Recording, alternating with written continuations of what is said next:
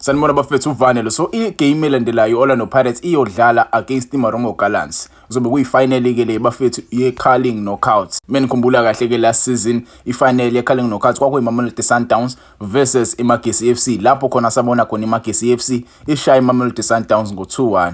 Kodwa ke iOrlando Pirates kule season inalo ithuba lokuthi ithathe le cup le. Le cup ke le inayo ke lento yokuba kubhekane khona ama-underdogs with ama-powerhouses. Kule game le Orlando Pirates iyona i-powerhouse iza nje kule game le ine-record elihle kakhulu kwi-league. Njengoba nje ine-record elihle kakhulu kwi-league iyobhekana ne-team le eseke yashaya iOrlando Pirates kuyona le league. Earlier this season menikhumbula kahle bafethu iMaromo Gallants was capable of beating Orlando Pirates ngo-2-1 bedlala le. So iOrlando Pirates nje ifuna ukuzopheya ifuna ukuzobuyisa induku ngale game le. So nayi lineup mina ngayishaya mase ngithola ithuba. You can tell me your lineup in the comments ongayigxeke yami, but tell me uthi eyakho injani lineup yabo. First and foremost, I would like to start with the goalkeeper. Niyayazi i-goalkeeper position engayikhetha mina bafethu. South Africa's #1 at the moment bafethu Sipho Chain. Sipho Chain for me he will be the goalkeeper who will help Orlando Pirates iwine le tournament le.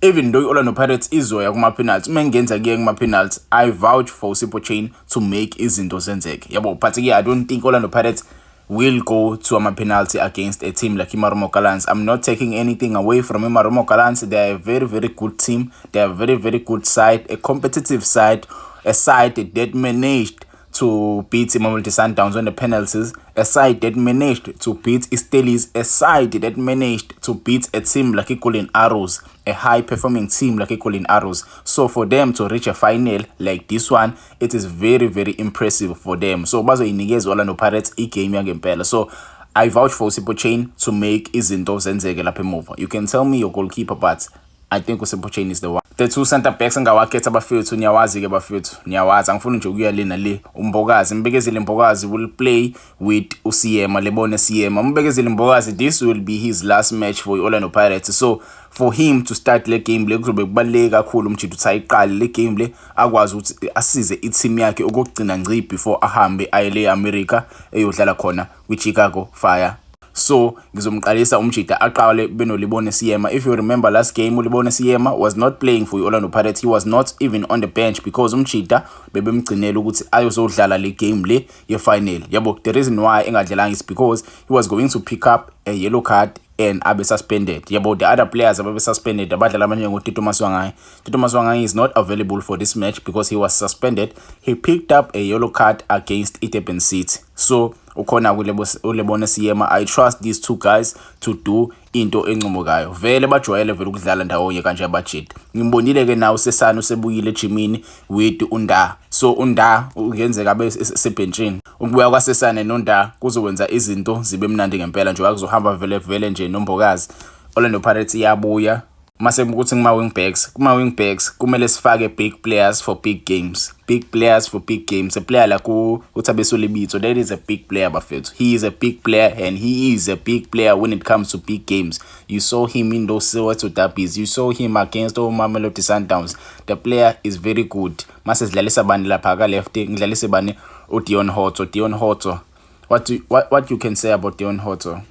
Engakazi sho umfethu umjida afika Orlando Pirates. He knows ama-finals Orlando Pirates. Umjida, he's like a walking legend in that Orlando Pirates squad. So I'll start with Dion Hoto bafethu. Umjida unayo i-experience, unayo i-quality futhi yokuyenza le team le iwine. Last game adlalanga, I feel like the coach was resting him for this game le. So kubaluleke kakhulu ukuthi umjida ayiqale le game le akwazi ukuthi ayisize Orlando Pirates iwine le ndebe le. Not taking anything away from Ndaba. Ndaba is a phenomenal player in that left back position. But when you look at Dion Hoto, when you look at his experience in these situations, in these types of games, you would vouch for a player like Dion Hoto and Thabiso Lebitso as your wing backs. Masukuthi lapha number 6. Number 6 bafethu, I was very, very worried with that number 6 position because when you look at a player like uSihle Nduli, I heard ukuthi uSihle Nduli uyalulama kancane yabo. Mhlawumbe ukululama kwakhe uSihle Nduli wouldn't mean ukuthi umjidi uzoyiqala le game le final because you wouldn't rush a player who just recently came back from an injury.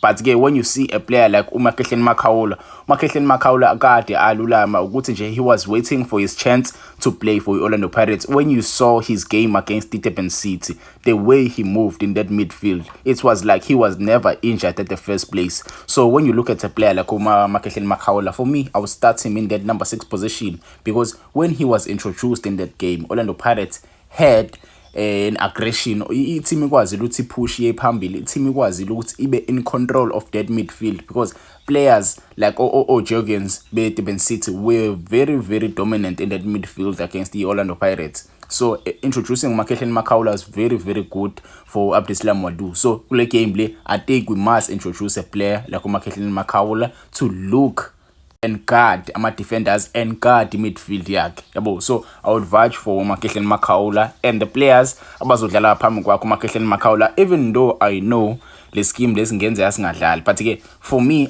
I will play these players ahead of Makehleni Makhaola ngaphambili kwakho Makehleni Makhaola. Nabo badlale ngabadlalisa ngaphambi kwaMakehleni Makhaola ubani uTalente Mbatha with uSipho Mbule, yabo. You can make your case regarding these players. I know kungenzeka bengadlali bobabili, ngenzeka bengayiqali kanjalo igame bobabili, but ke I vouch for uTalente Mbatha. Talente Mbatha is that player. He is that key player for Orlando Pirates.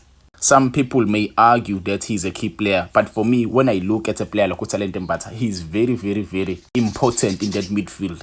He knows how to connect things. He knows how to give those passes. He knows how to play those diagonal balls, those long balls kuma wingers. Umjida uya understand indlela i-team idlala ngakhona. And when you give him a partner like uSipho Mbule, a player who knows how to make the team play better, yabo. uSipho Mbule is not your typical number 10. He's that number 10 who makes the team play better, yabo. Who knows how to slow down the game, who knows how to speed up the game. So I vouch for these guys to play against iMarumo Gallants, to start against iMarumo Gallants. You can make your case, but again, this is my midfield against iMarumo Gallants. Masukuthi my wingers bafethu. Right winger, I will vouch for Oswina Police to start against iMarumo Gallants. Put Lamjita lo Umoremi on the bench just to be an impact player angene azoyishintsha game.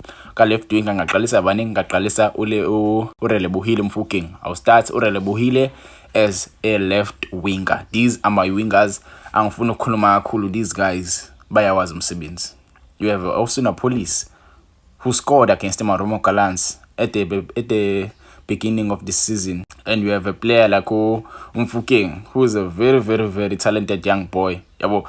There's nothing I can say about these guys. Bayawazi umsebenzi, they know what to do. And up front I'll start Evidence Makgopa. So this is the lineup I will vouch for against iMarumo Gallants. Evidence Makgopa, he's that striker you need in big games.